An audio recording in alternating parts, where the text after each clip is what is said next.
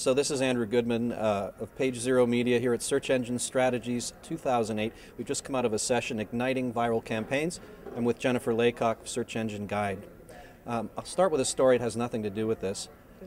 There's this guy, this big Korean guy who works at this barbecue restaurant in Toronto.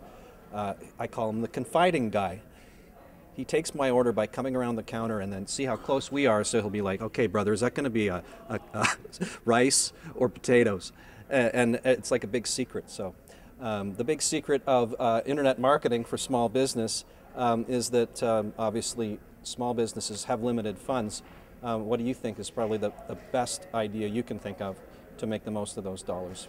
Easily, it's getting involved in social media and viral marketing. Anytime you're getting into social media and you're that small business that's relying on sort of your personality instead of just your brand name recognition, it's good to go the places where you can play that up. So, realtors go to, not city council, chamber of commerce meetings and, Rotary Club meetings. Online, that means we can go to Twitter or Facebook or LinkedIn or any of these places where people are talking to each other, and we can suddenly play up who we are as people and not just the brand of our company. And it gives us a big chance to sort of leverage the type of things that we couldn't do until social media came out on a global scale. So what is it about social media sites that make them really such a good place to build buzz? And if you had to choose, what are a couple of your most favorite social media sites? Well, they're handy for building buzz because you tend to have people who are really engaged and really interested. You don't put the time into Twitter or Facebook or some of these other sites unless you want to know what other people have to say. You're there for a reason, just like you go to the Rotary Club meeting for a reason. So that kind of makes it inherently viral and inherently conversational. In terms of my favorite ones, definitely, I don't think I could do what I do without LinkedIn and without Twitter. LinkedIn's ability to help you connect with other people by running a search for a company and seeing, how many degrees are you separated and who do you know that can give you an introduction. That's huge, especially in the realm of small business, because that's, again, how we do business, through contacts.